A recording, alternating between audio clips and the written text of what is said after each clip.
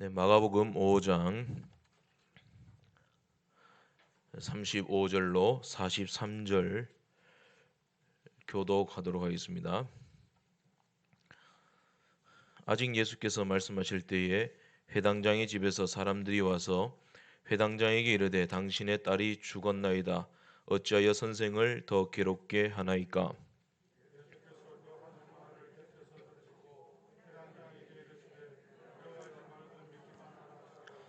베드로와 야고보와 야고보의 형제 요한 외에 아무도 따라옴을 허락하지 아니하시고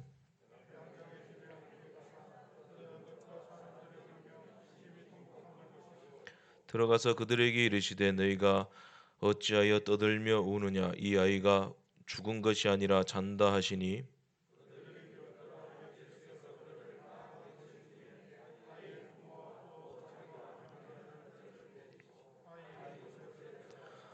그 아이의 손을 잡고 이르시되 달리다굼 하시니 번역하면 곧 내가 네게 말하노니 소녀야 일어나라 하심이라.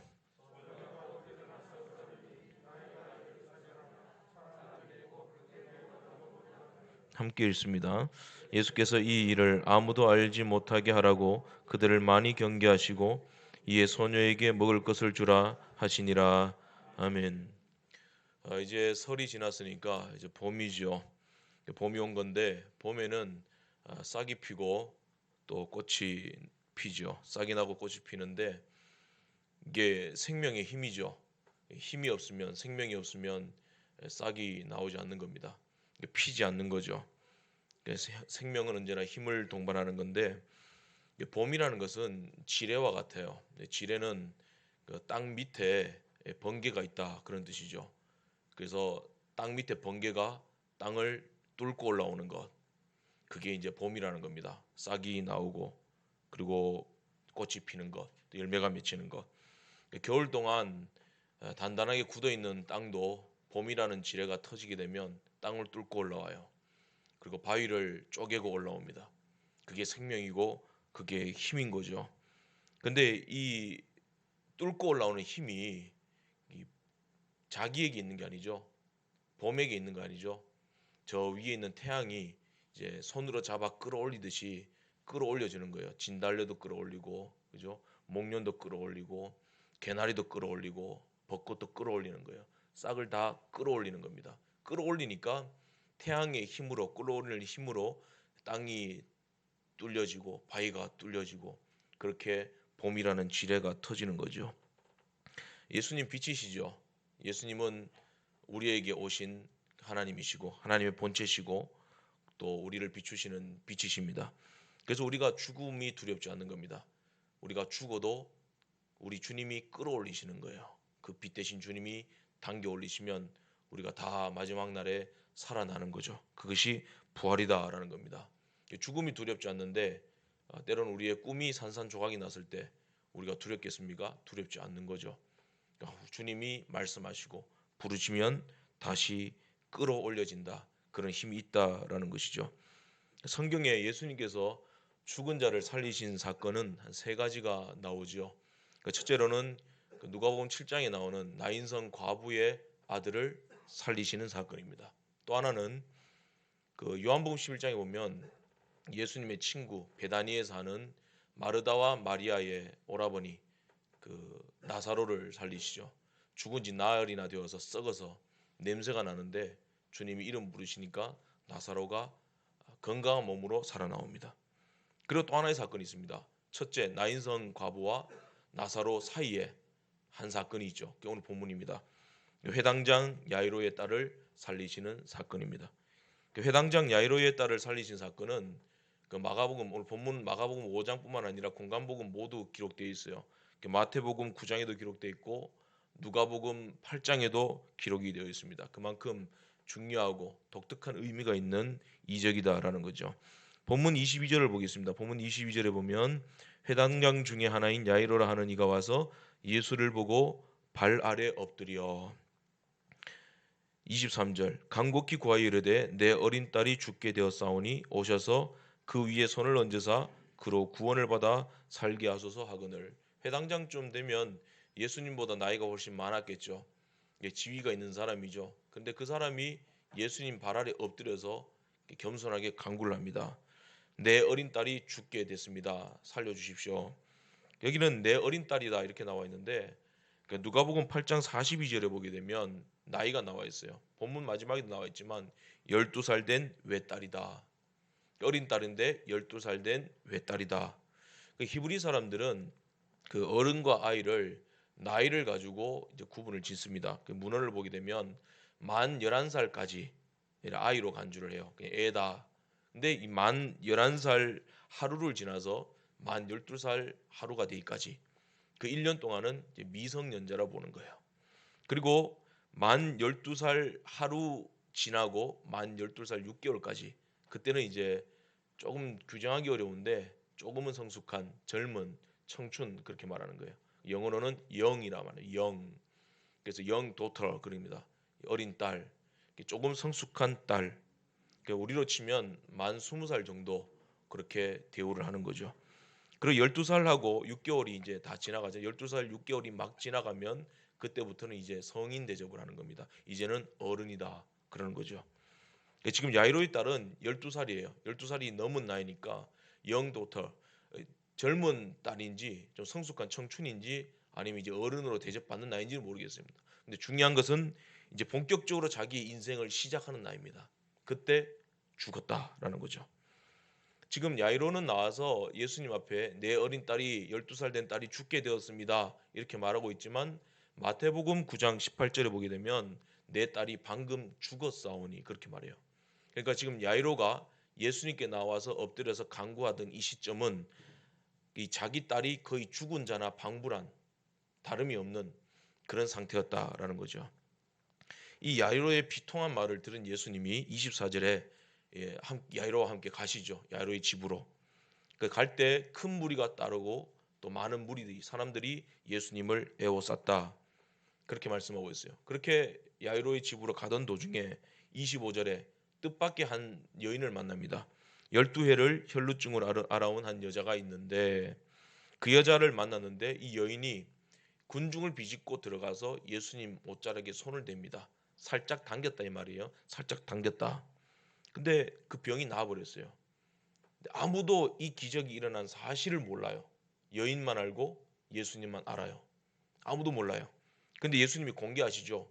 누가 내 옷에 손을 대었느냐? 내게서 능력이 빠져나갔다. 그리고는 여인을 바라보십니다. 그리고 34절에 말씀하시죠. 따라 너의 믿음이 너를 구원하였으니 평안히 가라. 이 딸의 믿음, 그 혈루증 여인의 믿음을 보시고 구원하셨다. 근데 야이로의 딸은 믿음을 보시고 구원하신 것도 아니죠. 죽어 있었으니까. 독특한 사건입니다. 놀라운 일인데 저렇게 혈루증 계속 하혈하는 저 여인의 병을 예수님이 고쳐주셨구나. 야이로가 그 장면을 목격을 했을 거란 말이에요. 놀라운 사실인데 그러나 야이로는 그 마음이 타고 있습니다. 사실 혈루증 여인이 걸린 여인이 살아나든 안 살아나든 야이로와는 관계없거든요. 자기는 오직 자기 꿈, 자기 딸이 살아나는 것밖에 없습니다. 그런데 시간을 지체할수록 이 야이로는 마음이 타고 있는 거죠. 시간을 지체하면 지체할수록 내 어린 딸의 생명은 꺼져간다. 이 마음 때문에 조급한 거예요.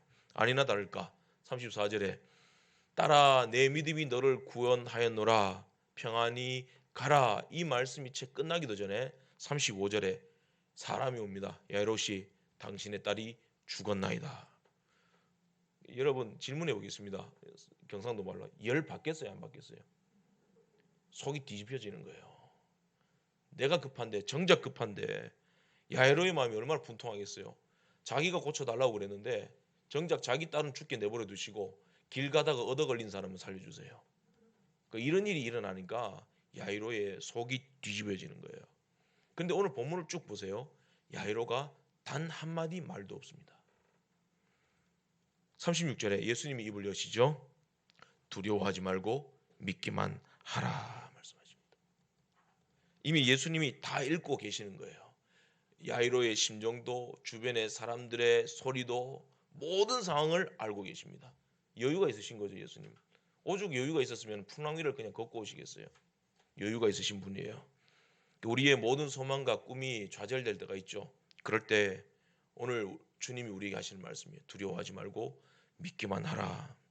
이 말씀 속에서 예수님이 우리에게 던지는 세 가지 질문을 발견을 했습니다. 첫 번째, 두려워하지 말고 믿기만 하라.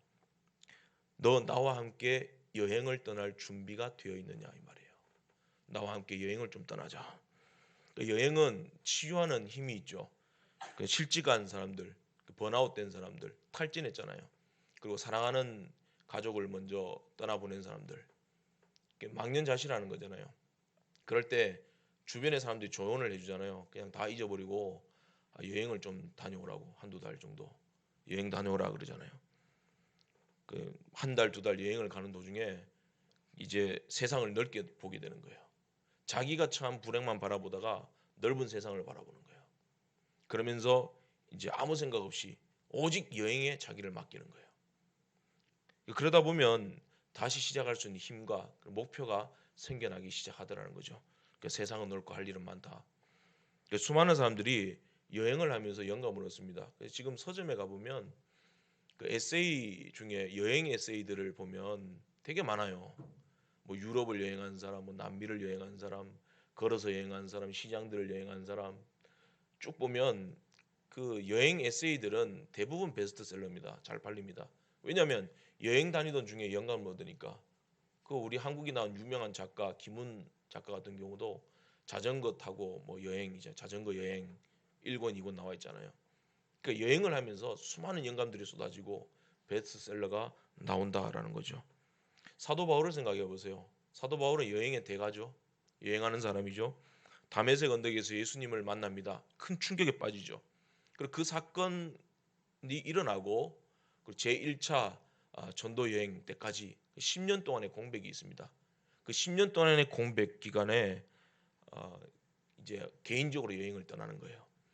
숨겨진 세월이죠, 10년이. 사도 바울의 숨겨진 10년. 예수님께도 숨겨진 세월이 있죠. 그 소년 시절 숨겨져 있잖아요. 다메섹 사건 이후로부터 그 바나바의 초빙을 받아서 안디옥 교회에서 선교사로 파송받기 전까지 제1차 선교 여행 떠나기 전까지 10년간의 공백 기간 동안 사도 바울은 개인적인 여행을 떠난 것이죠. 갈라디아 1장 15절 이하에 보게 되면 아라비아로 떠났다. 그런 증언도 있고 또 이렇게 홀로 여행을 하는 동안 그 예수님의 계시를 직접 받습니다. 갈라디아 1장에 축복이 되면 계시를 직접 받고 은사도 받고 또 고린도후서 12장에 보게 되면 내가 셋째 하늘도 올라갔다 왔다. 삼층천을 갔다 오는 경험도 합니다. 그리고 육체의 가시도 얻게 되죠. 그런 영적인 생활을 하고 여행을 하면서 가시도 생기게 되는 거고 여행 중에 가시도 생기고 고난도 생기지만 위로가 있었다. 하나님 주시는 영감이 충만했다라는 거죠. 그렇게 10년이 지나서 바울은 1차, 2차, 3차 전도 여행을 떠납니다. 바나바와 혼자 다니는 것이 아니라 바나바와 그 다음에 2차부터는 뭐 신라 같은 사람 수많은 동역자들과 함께 전도 여행을 떠나게 되는 거죠. 신약 성경도 이 전도 여행 기간 때 쓰여진 거예요. 신약 성경의 13권 절반 정도가 사도 바울이 기록한 성경이라 그래요. 히브리서는 작자가 미상인데 한편에서는 사도 바울이 기록했다. 그런 뭐 추측도 있는데 13권을 로마서부터 우리가 순서대로 하면 로마서부터 빌레몬까지 그러니까 13권의 신약 성경을 전도 여행 때 썼습니다. 연대별로 이렇게 따지게 되면 로마서부터 쓴 건 아니죠. 1차 전도 여행 때는 성경을 쓰지 못했어요. 2차 전도 여행부터 이제 성경을 기록했는데 제일 먼저 쓴 성경이 데살로니가 전서입니다. 이게 주후 50년에서 52년 기간입니다. 데살로니가 전서를 쓰고 그러면서 쭉 여행하면서 계속해서 성경을 써요. 그리고 3차 여행 때 고린도 전서, 고린도 후서, 로마서가 있습니다. 그러고 난 다음에 일명 알려지지 않은 그 일명 제4차 전도 여행 때 그때도 이제 감옥에 갇히게 되는 거죠. 그 순교 직전에 그 디모데 전서를 쓰고 그 다음에 디도서를 쓰고 그 다음에 디모데 후서를 씁니다. 그 마지막에는 목회 서신으로 마무리하는 거죠. 최고조로 정점이 돼 영성이 정점으로 성숙되어 있을 때 목회 서신을 씁니다. 사도 바울의 전도 여행은 매우 험난한 길이었습니다. 죽을 뻔했다 그러잖아요. 죽을 뻔하고 매도 맞고 돌로도 맞고 사탄이 장난해서 파선도 하고 독사에게 물리기도 하고 굶고 춥고 굶주리고 그러나 나의 나된 것은 다 하나님의 은혜다. 전도 여행을 떠나는 그 험한 전도 여행 기간 동안 주님이 나와 함께 하셨고 성령님이 동행하셨다, 그 말인 거죠. 옥에 갇히기도 했죠. 그래서 옥에 갇혀 있지만 그 옥 중에서도 옥중서신을 기록하잖아요. 에베소, 앳빌, 골몬. 그런데 연대별로 하게 되면은 그 골로새서, 빌레몬서, 에베소서, 빌립보서 이런 순으로 기록을, 옥중서신을 기록했다라는 거죠. 그러니까 바울이 위대한 사도가 될 수 있었던 힘이 어디서 나왔는가? 여행에서 나온 거예요. 전도 여행에서. 여행 동안 주님이 함께 하셨다. 영감을 주셨다. 마가복음의 저자가 누굽니까? 마가죠. 마가 요한. 이 사람이 원래 성숙되지 못한 사람이었어요. 그래서 1차 전도 여행 때 이게 바울과 바나바를 이제 수종드는 어떤 보조로 이렇게 같이 갔는데 바울 눈에 보니까 이게 시원찮은 거예요. 마가 같은 사람 사역하면 안 돼. 그러고는 바울이 마가를 버려버립니다. 근데 바나바는 그래도 내 조카인데, 그래서 조카를 데리고 가서 자기는 자기 나름대로 여행을 떠납니다. 그러나 이제 2차 전도 여행, 3차 전도 여행 지나가면서 하나님이 바울을 성숙시키시는 거예요. 네가 마가를 버리면 되겠느냐? 하나님이 마가도 쓰시는데. 그래서 바울의 마음이 넓어지는 거예요. 그래서 데살로니가 전서를 썼을 때와 디모데후서를 썼을 때의 바울의 그릇의 차이가 납니다. 점점 커지는 거예요. 목회적인 마음대로 커져지는 거죠. 그러면서 결국에는 바울이 성숙되고 마가를 품잖아요. 마가 역시 처음 이제 사역 나갔을 때는 실수를 했는데 바나바와 함께 전도 여행을 떠나면서 그 험난한 여행 과정 속에서 하나님이 마가를 성숙시키십니다. 그래서 바울도 말년에 마가를 인정하죠. 디모데후서 4장 11절과 골로새서 4장 10절에 보게 되면 마가는 나에게 유익한 사람이다. 너희들은 마가를 영접하여라. 말년에 그렇게 고백합니다. 마가 인정, 그래요. 그리고 마가도 결국에는 성숙되어 가지고 마가복음의 저자가 됩니다. 마가라는 여행자의 눈으로 바라본 서신이, 복음서가 바로 마가복음이에요. 마가복음을 보게 되면 예수님의 전도 여행이 쭉 나와 있잖아요. 마태, 누가, 요한복음처럼 길지 않습니다. 짧습니다. 마가복음은. 그런데 빈틈이 없어요. 군더더기가 없어요. 그리고 특히 이 마가복음은 예수님의 말씀이나 가르침, 메시지에 관심을 두지 않고 예수님의 행적에 관심을 두고 있습니다. 예수님의 행동에, 예수님이 어떤 행동을 하셨는가. 그래서 이 마가복음은 길 위의 복음이다, 이런 별명도 붙어져 있어요. 길 위에서 예수님의 행동을 마가가 취재하듯이 따라다닙니다. 여행자의 눈으로 바라본 마가복음. 마가는 여행자죠. 그렇게 복음서를 기록을 했습니다. 연약한 그 믿음이 전도 여행을 통해서 성숙되고 깊어지게 되었다라는 겁니다. 오늘 야이로를 보겠습니다. 야이로가 예수님께 나와서 간구하죠. 23절에 오셔서 그 위에 손을 얹으사 그로 구원을 받아 살게 하소서. 그 야이로는 가버나움에 살고 있는 그 회당장이었습니다. 회당장은 그 회당의 원로들의 머리가 되는 사람이에요. 좀 쉽게 설명하자면 교회와 비슷한데 이제 당회장 목사님이에요. 담임 목사님이 이제 예수님께 나와서 엎드려서 내 딸 좀 살려주세요, 그렇게 말씀하는 거예요. 매우 존중을 받는 사람이죠. 사회적으로 또 직위적으로도 굉장히 젠틀한 사람입니다. 그런 사람이 자기보다 어린 예수님께 나와서, 나이가 어린 예수님께 나와서 엎드려서 절한다, 간구한다, 매우 겸손한 모습이죠. 그러나 아직 이 회당장 야이로는 미비한 신앙을 가지고 있었어요. 자기 생각과 자기 고집, 이것들이 차 있었다는 거죠. 오셔서 손을 얹어서 내 딸을 구원하소서. 구원이란 말을 써요. 근데 이 구원이 뭔지도 몰라요.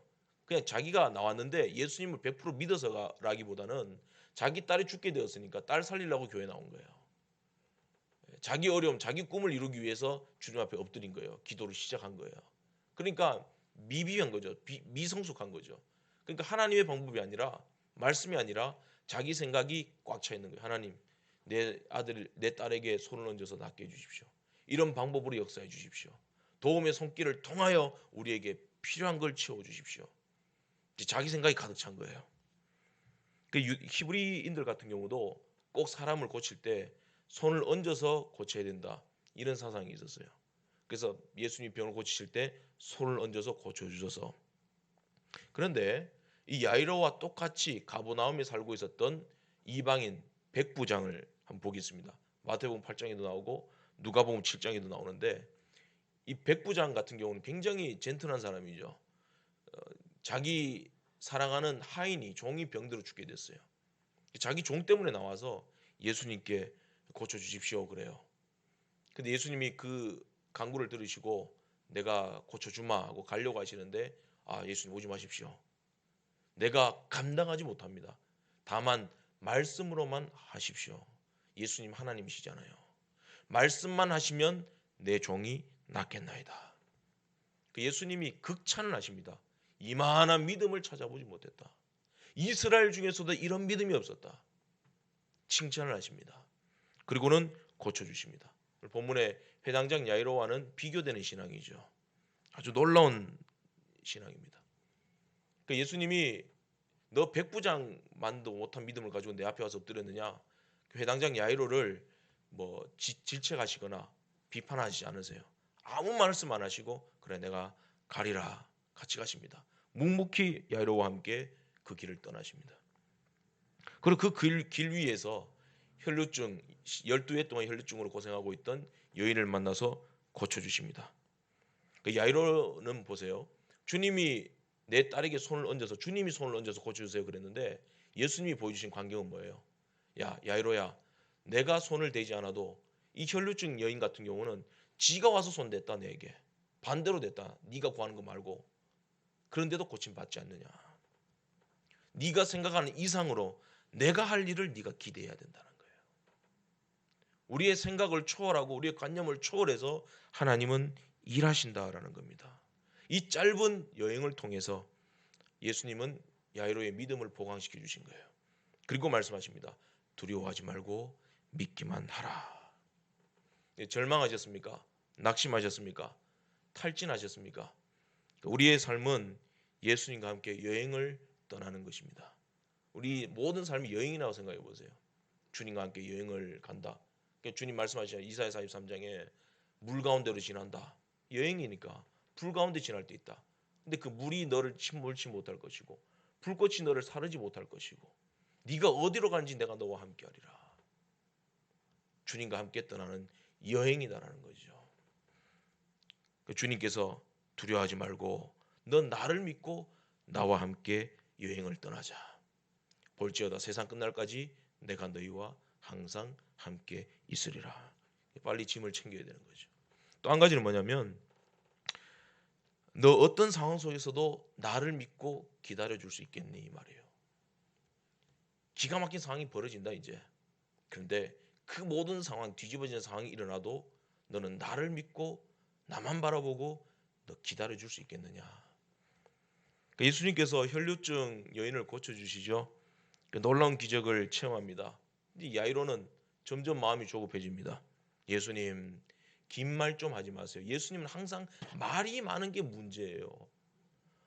그냥 고쳐주시고 가시면 되는 거지. 그것도 영광 받으시려고 드러내시고 불러 세우시고 그 수다를 떠십니까? 내 딸 지금 죽어가는데. 그런 마음 들었겠죠. 저는 그랬을 것 같아요. 예수님 너무 말이 많습니다. 어떻게 십자가에 달려서도 말을 하십니까? 그죠?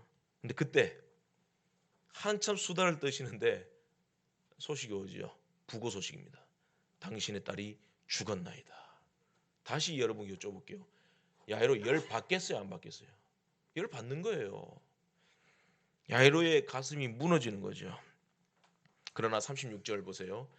예수께서 그 하는 말을 곁에서 들으시고 예수님이 듣고 계신 거예요. 예수님 이미 알고 계시는 거예요. 예수님이 다 그 모든 계획을 갖고 계시는 거예요. 그 야이로에게 하시는 말씀 이 말씀인 거예요. 야이로야 나도 안다. 내가 네 속 뒤집어지는 것도 안다. 그러나 믿기만 하라. 네가 나를 믿고 조금만 더 기다려줄 수 있겠니? 더 큰 은혜를 네가 조금만 더 기다려줄 수 있겠니? 놀라운 일이 펼쳐질 것이다.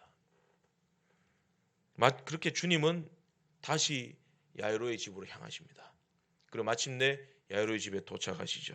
그런데 역시 그 현장은 시끌벅적합니다. 38절에 회당장이 집에 함께 가서 떠드는 것과 사람들이 울며 심히 통곡함을 보시고, 예수님 보신 것은 사람들이 떠들고 심히 통곡하는 거, 우는 거. 근데 이 울음이 가짜 울음이거든요. 돈으로 산 울음. 그러니까 히브리인들은 사람이 죽으면 빨리 장사를 합니다. 빨리 더운 지방이니까 냄새 나니까.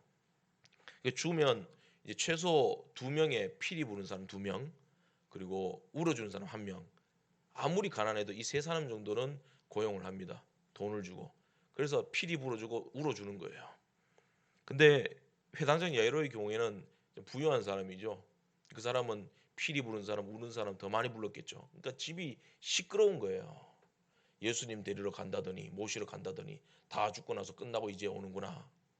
시끄러운 거예요. 근데 예수님은 이 모든 상황을 보셨습니다. 들으셨습니다. 그리고 41절에 보는 앞에서 사람들이 보는데 이 여자를, 죽은 딸을 살려내서 세워버리십니다. 살아났지 않느냐.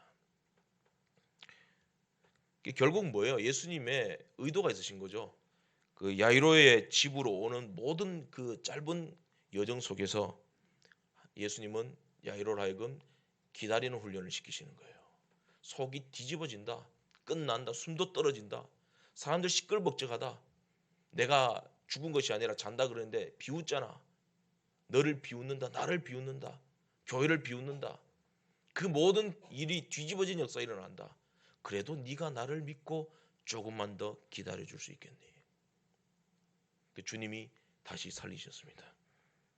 여러분, 견디기 힘든 시간을 주님과 함께 견디면서 말 한마디 하지 않고 기다리는 것이 믿음입니다. 일본의 국목수 니시오카 가문은 1400년간 대대로 국목수 집안입니다. 이 국목수가 뭐냐면, 목수는 목수인데 이제 크고 오래된 집을 짓는 사람을 국목수라 그래요. 그 니시오카 가문은 이런 말을 합니다. 1000년 이상 된 건물을 지으려면, 1000년 이상을 지탱하는 집을 지으려면 1000년은 된 노송을 써야 된다. 1000년을 바라보면서 집을 짓잖아요. 1000년 된 나무를 써야 된다는 거예요. 100년 되게 100년 되게 그러지만 일본 사람들 생각은 1000년을 바라보는 거예요. 그래서 1000년 된 노송으로 건축물을 짓고 나면 반드시 나무를 새로 심는답니다. 다시 1000년을 바라보는 거예요. 1000년 뒤에 내 후손이 집을 짓도록 너는 헌신하여라. 그래서 후대에 이런 말을 남겨요. 집을 짓는데 나무를 썼거든 미래에 지을 집을 위해서 새로 나무를 심어라. 필요에 따라 나무를 사지 말고 나무를 구할 산 자체를 사라. 주일학교에 투자하는 것도 마찬가지죠. 1000년을 기대하는 거예요. 그때그때 일을 벌리는 것이 아니라 1000년을 바라보면서 산 자체를 사는 거예요. 하나님의 나라. 1000년을 기다리고 기다린 나무는 1000년 이상 쓰임을 받는다. 기다린 만큼, 견딘 만큼 쓰임을 받는다라는 거죠. 오스트리아의 다뉴브 강에는 해마다 그 강을 헤엄쳐 건너는 경기가 열립니다. 근데 이때 많은 선수들이 강 중앙에 있는 그 소용돌이 지점에서 경기를 포기를 합니다. 왜냐하면 아무리 수영을 잘해도 이제 소용돌이 앞에서는 맥을 못 추거든요. 그래서 헤엄을 치면, 발버둥을 치면 칠수록 소용돌이 속으로 빨려 들어갑니다. 그런데 간혹 그 거센 물결을, 소용돌이를 극복을 하고 다시 앞으로 치고 나가는 선수들이 있어요. 비결이 뭐냐면 소용돌이에게 자기의 몸을 잠시 맡기는 거예요. 소용돌이에 휘말려 가도록 기다립니다. 그러면 이 소용돌이의 물살을 맡기고 나면 다시 빨려 들어갔다가 다시 소용돌이가 밖으로 내보냅니다. 물 위로 다시 떠오르게 된다는 거죠. 그러면 끝까지 가는 겁니다. 오늘 야이로의 딸의 생명을 보십시오. 욥이 고백했던 것과 같아요. 주신 이도 여호와시요 취하신 이도 여호와시니. 하나님이 그 생명을 취하셨습니다. 그런데 그 죽음의 소용돌이에서 예수님이 말씀하시니 그 죽음에서 다시 빠져나오기 시작합니다. 살아났다는 것이죠. 이게 예수님이에요. 예수님은 전능하십니다. 하나님의 말씀은 운동력이 있습니다. 살아 있습니다. 자꾸 우리가 꿈을 버리게 돼요. 하나님 말씀이 우리의 꿈입니다. 주님이 다 하시는 겁니다. 소용돌이에 말려 들어가도 주님 바라보고 기다리면 다시 물 위로 떠오르는 역사가 일어난다는 거죠. 어떤 상황에서도 주님께 맡기고 기다려야 한다는 것입니다. 그럴 때 하나님은 새로운 천년의 역사를 시작하신다라는 것입니다. 마지막으로 주님의 질문입니다. 두려워하지 말고 믿기만 하라. 네 꿈이 깨져도 네가 나를 믿을 수 있겠니? 그 말이에요. 네 꿈이 깨졌다. 근데 네가 나를 믿을 수 있겠느냐? 김종환 씨가 노래 부른 사랑을 위하여 뭐 이른 아침에 그 부르고 그 다음에 나온 히트곡도 있어요. 거기 보면 네 꿈이 깨질까봐 불안한 삶이 싫다. 이게 뭐 사랑을 위하네, 그죠? 네 꿈이 깨질까봐, 내 꿈이 깨질까봐 불안한 삶이 싫다. 사람은 꿈을 먹고 삽니다. 사람이 꿈이 없으면 죽어요. 돈이 없어 죽는 게 아니고, 사람이 없어 죽는 게 아니고, 꿈이 깨져버리니까 사람은 죽는 거예요.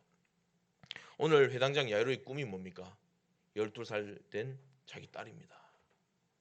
왜 딸입니다. 왜 딸? 자기의 유일한 꿈이에요. 근데 그 꿈이 깨져버렸습니다. 자기 소원은 뭐예요? 그 죽어가는 등불, 자기 딸을 살리는 것이 자기 소원입니다. 근데 그 딸이 죽었습니다.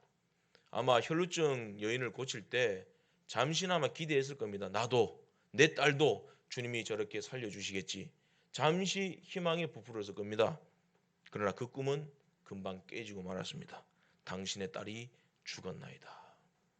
근데 주님이 말씀하시죠. 39절에 이 아이가 죽은 것이 아니라 잔다. 근데 이 주님의 말씀을 듣는 사람들의 반응이 어때요? 40절에 비웃더라. 사람들은, 세상은 우리의 꿈이 깨지면 비웃습니다. 어떻게 네가 회복할 거냐고, 하나님 어떻게 일하실 거냐고 비웃습니다. 그러나 예수님은 묵묵하게 베드로와 야고보와 요한, 그리고 야이로의 아내, 이 다섯을 데리고 죽은 딸이 있는 방으로 들어갑니다. 그리고 41절을 보세요. 그 아이의 손을 잡고 이르시되 달리 다굼, 달리 다쿠미, 이렇게 말씀하신 거예요. 달리 다쿠미 하시니 번역하면 곧 내가 네게 말하노니 소녀야 일어나라 하심이라. 할렐루야. 주님이 손을 잡고 소녀야 일어나라 하십니다. 42절 소녀가 곧 일어나서 걸으니 나이가 12살이라. 야이로의 깨진 꿈이 다시 살아났습니다. 할렐루야. 예수님은 생명과 죽음의 완전한 통제권을 가지고 계신 분이에요. 하나님이시니까 죽이기도 하고 살리기도 하고 가난하게도 하고 부하기도 하고, 그리고 높이기도 하고 낮추기도 하고, 나라를 세우기도 하고 나라를 망치기도 하십니다. 요한복음 10장 38절에 이런 말씀합니다. 또 내 손에서 빼앗을 자가 없느니라. 내 손에 누가 있어요? 예수님의 사랑하는 성도들이 그 손에 달려 있습니다. 이 손에서, 내 손에서 세상도 사탄도 시험도 험한 물살도 빼앗을 수 없느니라. 로마서 14장 7절에서 8절 말씀. 그러므로 사나 죽으나 우리가 다 그리스도의 것이로다. 신비로운 말씀이에요. 신비로운 말씀이에요. 살아도 주님인 것이고 죽어도 그리스도의 것이래요. 왜? 내 손에서 빼앗을 자가 없다. 죽어도 예수님 손에 있다. 예수님 손에서 빼앗을 수 없다. 죽음도 내 손에서 내 성도를 빼앗을 수 없다, 이 말입니다. 내가 다 장악하고 있다, 이 말씀이에요. 이 세상 사람들이 보기에는 죽어서 썩어서 끝난 것 같아요. 죽었다, 끝났다. 저 꿈이 다 깨졌다. 근데 예수님 뭐라 그러세요? 아니다. 죽은 것이 아니라 잔다. 내가 깨우러 가노라. 예수님이 나사로 사실 때 그러셨잖아요. 내 친구 나사로가 잠들었도다. 내가 깨우러 가노라. 성도의 생명이 내 손에 있다, 이 말입니다. 죽음이 뭡니까? 죽음은 영과 육이 분리되는 거예요. 그러면 영과 육이 분리되면 육체는 썩잖아요. 썩어도 성도의 몸은 온전히 주님이 보존하십니다. 영은 어디로 갑니까? 영혼은 낙원에 가는 거죠. 낙원이 어디냐면 하나님 품에서 안식을 합니다. 쉬는 겁니다. 요한계시록 14장에 지금 이후로 주 안에서 죽는 자는 복이 있도다. 그들이 수고하고 수고를 그치고 시민이라. 그러니까 이 땅에서 수고를 많이 했어요. 그래서 완전한 부활이 있기 전에 그 영은 하나님이 품고 쉬고 계시는 거예요. 쉬도록 하고 계시는 거예요. 품고 보존하시다가 주님이 다시 재림주로 오시면은 그 영혼을 다시 내보내서 육체와 함께 살려서 변형된 몸으로 사람이 되어 천국에 들어가서 영원히 사는 것입니다. 그래서 주님 품에서 안식을 누리는 시간, 낙원에 있다, 그렇게 말하는 겁니다. 하나님 품에서 안식을 누리고 있는 이 영혼도 예수님이 이름을 부르시면 나사로야 나오라, 소녀야 일어나라, 그 영혼도 다시 이 땅으로 돌아온다, 이 말입니다. 예수님이 죽음과 삶과 생명과 사망과 영혼과 육체의 모든 통제권을 가지고 계신 하나님이시다, 이 말입니다. 사탄의 공격도, 사탄의 나라도 예수님이 다스립니다. 죽음의 나라도 예수님이 다스립니다. 그래서 이제 떨어진 계명성 사탄의 나라가 하나님이 땅을 기업으로 백성들에게, 성도들에게 주시니까 사탄이 발붙일 데가 없어요. 땅이 하늘로도 못 가요. 그러니까 에베소서 2장에 공중권세 잡은 자로 떠돌게 되는 거예요. 너는 공중에서 떠돌아, 내 허락 없이는 시험하지 마. 예수님이 사탄의 나라도 장악하고 계시는 겁니다. 그런 주님이시다라는 것을 오늘 본문은 보여주고 있는 겁니다. 43절에 이에 소녀에게 먹을 것을 주라 하시니라. 이제 그 영이 돌아와서 사람으로 다시 살아나게 된 겁니다. 그러면 그 딸에게, 소녀에게 먹을 것을 주라, 이 말은 무슨 말일까요? 사람의 사명입니다. 인간의 제일된 본분 뭐죠? 하나님을 영원롭게 하고 그를 영원토록 즐거워하는 것. 인간의 영이 아니라 인간입니다. 사람이 제일된 본분이에요. 사람으로 다시 살아난 이 딸이 이제는 먹든지 마시든지 무엇을 하든지 다 하나님의 영광을 위해서 살아야 될 하나님의 사람이다, 이 말입니다. 여러분, 죽어서 영으로 있을 때는요, 쉼을 누리고 안식을 누리긴 합니다만은 하나님을 영화롭게 할 수는 없어요. 수고를 거치고 쉬는 거니까. 그죠? 죄를 지을 수도 없지만 하나님을 영화롭게 할 수도 없어요. 그래서 하나님의 영광을 위해서 산다, 사람이. 그를 영원토록 즐거워한다, 이 말은 생명 있을 동안에, 사람으로 살아있을 동안에, 이 땅에 육체를 가지고 살고 있는 동안에 하나님을 영화롭게 할 수 있다, 이 말입니다. 그래서 먹고 마셔서 소녀에게 먹고 마셔라, 앞으로 하나님의 영광을 위해서 많은 날이 너에게 남아있다, 이 말입니다. 그래서 아무리 힘들어도 빨리 천국 가고 싶습니다, 날 데려가 주십시오, 이것은 성숙한 믿음의 사람의 모습이 아니다라는 겁니다. 아무리 힘들고 꿈이 다 깨져도 살아있는 동안 이 힘을 하나님께 구하면서 하나님께 영광을 돌려야 됩니다. 주님, 이길 수 있는 힘을 주십시오. 그래서 목사님께서 늘 말씀하시면서 하시죠. 사람이 사명 끝나면 주님이 데려간다고. 그게 맞아요.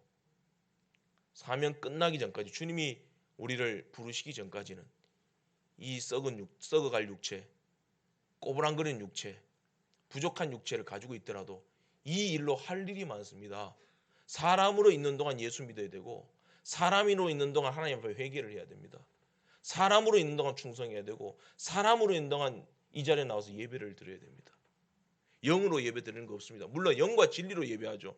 근데 그 영은 영을 갖고 있는 사람으로 드리는 예배예요. 그래서 영혼을 구원한다, 맞죠? 그러나 정확하게 말하면 사람을 구원하는 거예요. 예수님도 지금 사람으로 하나님 보좌 우편에 앉아 계시는 겁니다. 예수님은 사람으로 이 땅에 오셨고 또 다시 사람으로 이 땅에 오십니다. 하나님이시고 사람이십니다. 그 육체를 이 땅에 계실 동안에 육체를 입고 계셨고 올라가시면서 벗으신 것이 아니에요. 육체 이 땅에 부활하신 그 몸, 승천하신 그 몸 그대로 오십니다. 왜? 예수님이 둘째 아담, 온전한 사람이시기 때문에. 그리고 예수님처럼 우리도 그 부활의 몸을 입고 사람으로서 천국에 들어서 삽니다. 영이 가는 게 아니라. 영혼 구원 맞지만 사람을 구원하는 겁니다. 사람이 중요합니다. 오늘 야이로의 딸을 살리신 후에 1년 반쯤 지나서 예수님은 베다니에 있는 나사로를 살리십니다. 그리고 이 나사로를 살리신 후 한 달 뒤에 예수님은 십자가에 달려 돌아가십니다. 그리고 3일 만에 부활하십니다. 40일 동안 이 땅에 계십니다. 승천하십니다. 보혜사를 보내시다고 약속하셨습니다. 그리고 오순절 성령 충만의 역사 일어나고 신약교회가 세워지고 신약교회가 출범하고 복음의 역사 일어난 거죠. 그러니까 지금 나사로를 살리고 나사로가 다시 살아난 지 두 달, 석 달, 몇 개월이 안 돼서 이 모든 일들이 일어난 거예요. 예수님의 십자가, 부활, 신약교회 출범, 성령 충만의 역사. 나사로가 산 증인이 되는 거죠. 다 본 거죠. 오늘 이 야이로의 딸도 마찬가지예요. 살아난 지 1년 반, 2년도 채 되지 않아서 십자가를 경험하고 부활을 경험하고 승천을 경험하고 성령 충만을 경험하고 신약교회의 부흥을 경험하게 됩니다. 나인성 과부의 아들도 마찬가지죠. 다시 살아나서 이 모든 놀라운 하나님의 역사를 체험합니다. 신약교회 성도들 입장을 생각해 보세요. 이 세 사람, 다시 살아난 이 세 사람 불러놓고 묻는 거죠. 기분이 어떻더냐? 나는 반드시 확신 있게 증언합니다. 예수님은 부활이요 생명이십니다. 그리고 예수님의 부활을 경험합니다. 그리고 예수님의 말씀대로 그 말씀 믿고 다시 오마 약속 믿고 신약교회 성도들이 큰 위로를 받고 담대히 복음을 전했을 것입니다. 이 일에 나사로도 쓰임받고 야이로의 딸도 쓰임받고 나인성 과부의 아들도 쓰임받은 것이죠. 한 어머니가 세상을 떠나는데 자녀들이 쭉 둘러앉아 있습니다. 아들, 딸들이 둘러선 가운데 신앙이 좋은 어머니는 하나하나를 위해서 기도하고 마지막 인사를 합니다. 굿나잇 그럽니다. 굿나잇. 뭐 내일 아침에 다시 만나자 그런 뜻이죠. 유독 하나들에게만 굿나잇 하지 않고 굿바이 그럽니다. 안녕, 안녕, 영원히 안녕, 잘 가. 아들이 섭섭해서 어머니에게 말을 하죠. 어머니 왜 저한테는 굿나잇이라 하지 않고 굿바이라 그럽니까? 섭섭하시게. 저한테 뭐 섭섭한 거 있으십니까? 그 어머니가 대답합니다. 야, 다른 자식들은 예수 믿으니까 천국에서 다시 만날 거지만 너는 내가 아무리 봐도 다시 못 만날 것 같다. 그래서 굿바이 그랬던 거다. 그 아들이 놀라운 역사가 일어나죠. 어머니 내가 잘못했습니다. 저한테도 굿나잇 해주세요. 저도 오늘부터 예수 믿겠습니다. 여러분 죽음은 굿바이가 아니에요. 굿나잇입니다. 우리의 꿈이 깨졌습니까? 굿바이가 아닙니다. 굿나잇입니다. 푹 자고 일어나면 내일 하나님이 새로운 역사를 일으키신다 이 말입니다. 꿈이 깨지셨습니까? 모든 것이 굿바이인 것 같습니까? 주님 말씀하십니다. 끝이 아니다. 굿나잇이다. 너는 이제부터 나와 함께 여행을 떠나자. 그리고 나만 믿고 어떤 일이 일어나도 견디고 기다려라. 네 꿈이 깨져도 나만 바라보아라. 두려워하지 말고 믿기만 하라. 기도하겠습니다. 하나님 아버지, 오늘도 말씀으로 우리에게 계시하여 주옵시고 주의 음성을 들려주심을 감사합니다. 어떤 상황과 어떤 어려움이 일어나도 우리의 생명의 주인이 되시고 우리의 구주 되신 예수님만 바라보고 믿음으로 걸어가게 해주시옵시고 주님 따라갈 때 우리 하나님이 지키시고 성령이 후원하시고 하나님의 말씀대로 이루어지는 역사가 우리의 삶 가운데 나타나게 하여 주시옵소서. 예수님의 이름으로 기도드립니다. 아멘.